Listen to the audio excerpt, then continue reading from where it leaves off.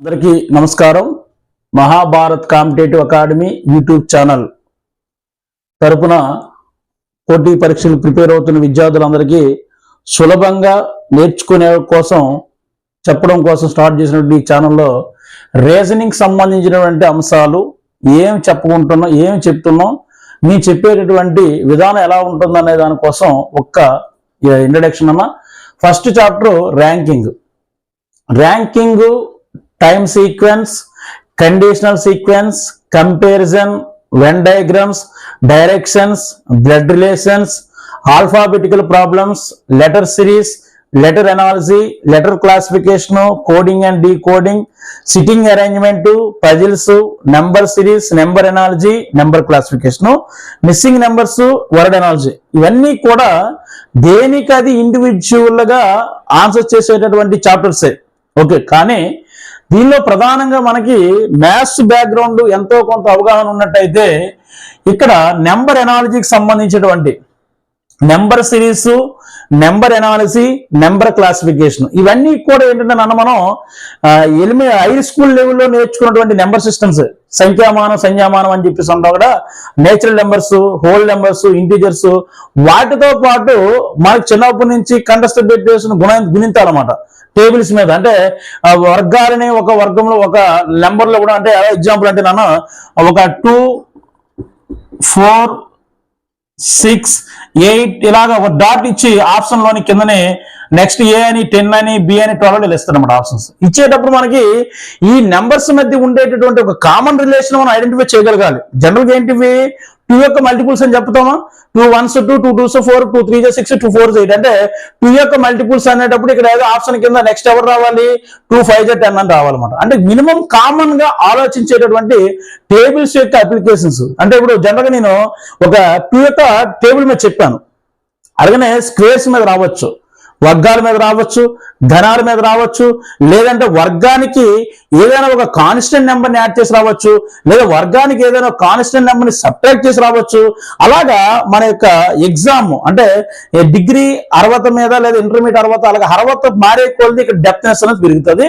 అయితే డిగ్రీ లెవెల్లో కూడా మీరు ఆన్సర్ చేసే విధంగా దీనిలోని నెంబర్ ఆఫ్ మోడల్స్ అనేది నేను ఆ లెసన్ చెప్పేటప్పుడు ఎక్స్ప్లెయిన్ చేయడం జరుగుతుంది. దీంతో పాటు దీనికి రిలేటెడ్ గా ఉండేటటువంటి చాప్టర్ ఏంటంటే ఆల్ఫాబెటికల్ ప్రాబ్లమ్స్. జనరల్ గా మనకు ఉండేటటువంటి ఇంగ్లీష్ లో A to Z లెటర్స్ ని నెంబర్స్ లో కన్వర్ట్ చేయడం. అంటే ఏ అనే letter first letter, A1, B2, C3, D4, అంటే డి అనే లెటర్ ఫోర్త్ నెంబర్ లో, అంటే 4th ఆర్డర్ అని, అలానే E5, F6, G7, H8.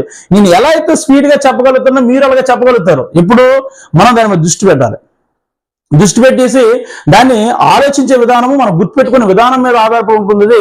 చెప్తాను, లాజిక్స్ అని చెప్తాను, ఎలా గుర్తుపెట్టుకోవాలనేది దానికి నెంబర్ ఆఫ్ కోడ్స్ ఇవ్వడం జరుగుతుంది. మీకు నచ్చిన కోడ్ మీరు ఫాలో అయ్యి దాన్ని గుర్తుపెట్టుకోవడానికి అవకాశం ఉంటుంది. సో ఈ ఆల్ఫాబెటికల్ ప్రాబ్లమ్స్ మీద డిపెండ్ అయినవే letter series, letter analogy, letter classification. అంటే ఇప్పుడు చూడమ్మా, ఇది పార్ట్ 1 అనుకుంటే రీజనింగ్ లోనే, ఇది పార్ట్ 2 కింద నేర్చుకుంటాం. దీంతో పాటు కోడింగ్ అండ్ డీకోడింగ్ అనేది దీని యొక్క అప్లికేషన్ అంతే. జస్ట్ ఏంటంటే ఇక్కడ కోడింగ్ అండ్ డీకోడింగ్ అంటే ఇక్కడ అంతా కూడా ఒక సిరీస్ లాగా ఉంటుంది. ఇక్కడ కాకుండా ఒక లిమిటెడ్ అనమాట, ఒక ఫైనట్ అనమాట. ఏదో ఒక పదం ఇస్తాడు, ఆ పదం అనేది ఏదో ఒక ఆర్డర్ ఫాలో అవుతుంది, దానికి కరస్పాండింగ్ గా సేమ్ ఆర్డర్ ఫాలో అయ్యేటటువంటి లేదా సేమ్ రూల్ ఫాలో అయ్యేటటువంటి ఇంకో పదాన్ని మనం చూస్ చేసుకోవడమే coding and decoding. Sitting arrangement అనేది చాలా ఇంపార్టెంట్ చాప్టర్ రీజనింగ్ లోనే. జనరల్ గా ఇప్పుడు ప్రెసెంట్ ఉన్నటువంటి రైల్వే క్యాలెండర్ ప్రకారం RPF ఈ సంవత్సరంలో ఎగ్జామ్స్ కండక్ట్ చేస్తుంది. సో రీజనింగ్ అనేది ఎంత కీలకం అంటే 100% మన మ్యాథ్స్ అనుకుంటే 60% రీజనింగ్స్ వస్తాయి. రీజనింగ్ నువ్వు నేర్చుకోగలిగినట్టయితే నీ చేతిలో గ్రూప్ డి జాబ్ ఉన్నట్టే. అది ఎందుకంటే 100% కావాలని మీరు ఏ ప్రీవియస్ పేపర్లు చూడండి, రీజనింగ్ మీద అంతగా. అయితే ఇక్కడ మన సిట్టింగ్ అరేంజ్మెంట్ అనేది జస్ట్ మనకి 2 రకాలుగా ఉంటుంది. ఒకటి లీనియర్ సిట్టింగ్ ఉంటుంది, 2 సర్క్యులర్ సిట్టింగ్ ఉంటుంది. ఒక లీనియర్ సిట్టింగ్ అంటే ఒక వరుసలో కూర్చుండి పెట్టేటప్పుడు వాడు ఇచ్చేటటువంటి ఇండికేషన్స్ బట్టి 4వ వ్యక్తి ఎంత వాడు అవుతాడు, లేదా 5వ వాడు ఎంతమంది అవుతాడు, లేదా చివరి నుంచి 4వ వాడు ఎవడు, లేదా మొదటి నుంచి 5వ వాడు ఎవడు, ఇలా చేసేది మనకి సిట్టింగ్ అరేంజ్మెంట్ అనేది జస్ట్ సింపుల్ గా వచ్చే క్వశ్చన్స్. దీంతో పాటు లెటర్స్, ఇక్కడ ABCD అనే ఒక 8 మంది లెటర్స్ ఉంటారు. ఏ అనేవాడు ఎదురుగా బి కూర్చుంటాడు, సి ఎదురుగా బి కూర్చుంటాడు, ఆడి మధ్య ఈడు ఉంటాడు, ఈడి మధ్య 4 ఉంటాడు. అలాగే అయితే మేము ఇచ్చేటటువంటి మోడల్ క్వశ్చన్స్ ఉంటాయి. ఆ మోడల్ క్వశ్చన్స్ ని బేస్ చేసుకునేటప్పుడు అది ఎలా ఆన్సర్ చేయాలి అనే దానికి మీకు కొన్ని డైరెక్షన్స్ ఇస్తాను. ఆ డైరెక్షన్స్ మనసులో పెట్టుకొని చేసినట్లయితే సిట్టింగ్ అరేంజ్మెంట్ కూడా ఈజీయే. ఇది రైల్వే పరంగా కాదు, service commission, public service commission conduct చేసేటటువంటి మెంటల్ ఎబిలిటీ టెస్ట్ లో, ఈ మెంటల్ ఎబిలిటీలో కూడా సిట్టింగ్ అరేంజ్మెంట్ అనేది ఒక కీ రోల్ వహించేటటువంటి ఒక చాప్టర్ అన్న. నెక్స్ట్ పజిల్స్ అంటే సేమ్ అలాంటి లెసన్ అన్న. నెక్స్ట్ ర్యాంకింగ్, అలాంటి దీని మీద ఆల్ఫాబెటికల్ సిరీస్, నెంబర్ సిరీస్ మీద డిపెండ్ అయ్యేటను, టైం సీక్వెన్స్ అంటే ఇవన్నీ కూడా ఏంటంటే దీని మీద డిపెండ్, అంటే మేము నెంబర్ అనాలజీ, లెటర్ అనాలజీ మీద డిపెండ్ అయ్యేటటువంటి చాప్టర్స్ మాట ఇవి. వెన్ డయాగ్రామ్స్, ప్యూర్ మ్యాథ్స్ లో సెట్స్ గా వచ్చినట్టయితే వెన్ డయాగ్రామ్ చాలా ఈజీగా ఆన్సర్ చేయగలుగుతావు. డైరెక్షన్స్ అంటే ఇక్కడ అప్లికేషన్స్ ఆఫ్ ట్రిగనోమెట్రీ అని చెప్తాను నేను నా భాషలో చెప్పాలంటే.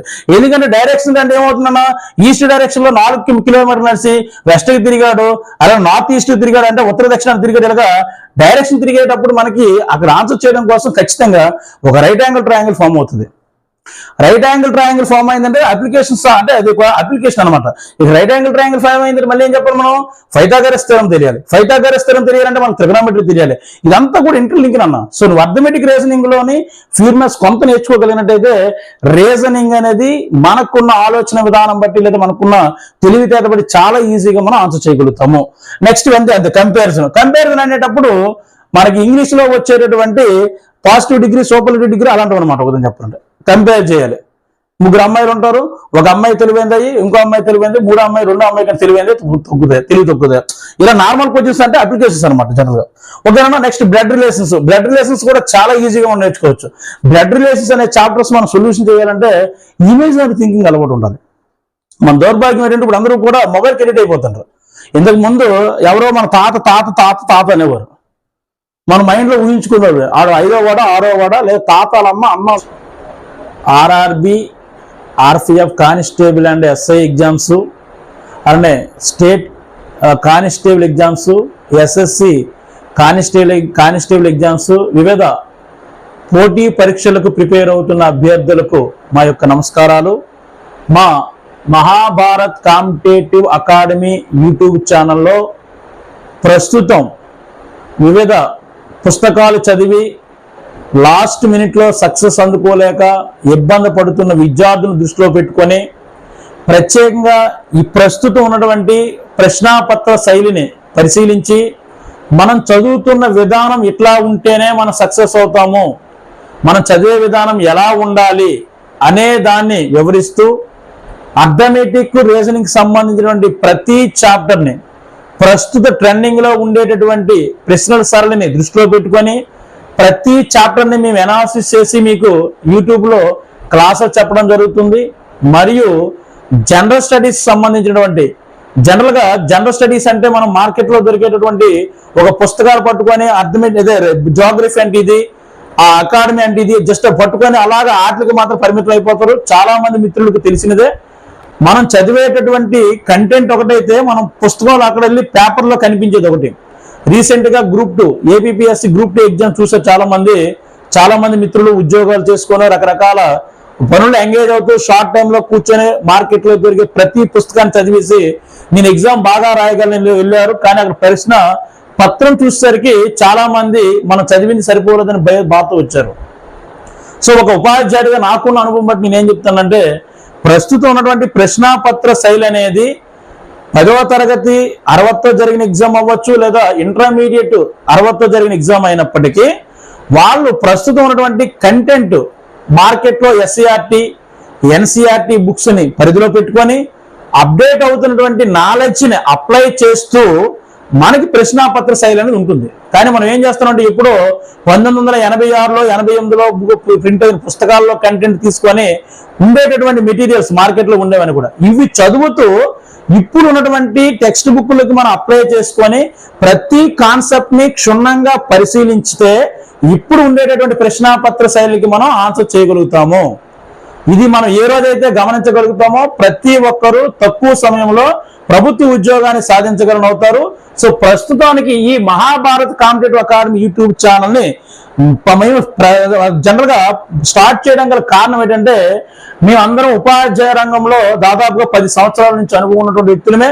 మాకు ప్రస్తుతానికి SCERT, NCERT, CBSE, ICSC competitive books లో ఉన్నటువంటి కంటెంట్ ఏంటి, ఇప్పుడు అడుగుతున్నటువంటి ప్రశ్నాపత్ర శైలి ఏంటి, దీన్ని ఎలా అప్లై చేయాలి, ఇప్పుడు ఉన్నటువంటి మార్కెట్లో ఉన్నటువంటి పుస్తకాల్లో ఉన్న నాలెడ్జ్ని దీనికి ఎలా మెర్జ్ చేయాలి, అవన్నీ పరిశీలించి మీకు సులువుగా ఉద్యోగాన్ని సంపాదించే విధంగా మేము అందించడానికి ప్రయత్నం చేసేటటువంటి ఒక మహాభారత్ కాంపిటేటివ్ అకాడమీ అని యూట్యూబ్ ఛానల్ అన్నమాట. ఈ ఛానల్లోనే మ్యాథ్స్కి సంబంధించినటువంటి అంశాలు అయితేనేమి, సైన్స్కి సంబంధించిన అంశాలు అయితేనేమి, సోషల్ అనేసరికి భూగోళ శాస్త్రము, అర్థశాస్త్రము, అలానే హిస్టరీ చరిత్ర, అలానే పౌర శాస్త్రం సంబంధించిన ప్రతి ప్రశ్నలకి మీరు ప్రతి చాప్టర్ని ప్రతి ఒక్క అంశాన్ని కవర్ చేస్తూ చాలా వీడియోలు మేము చేయగలుగుతాము.